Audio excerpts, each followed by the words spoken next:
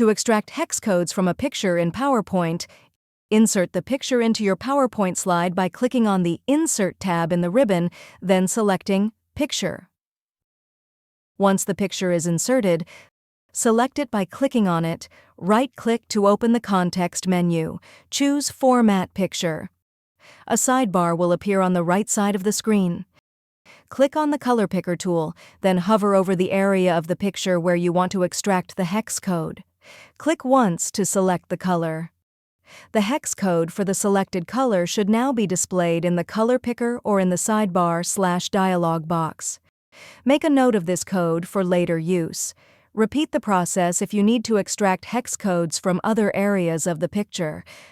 Once you have all the hex codes you need, you can close the Format Picture sidebar/dialog box and continue working on your presentation.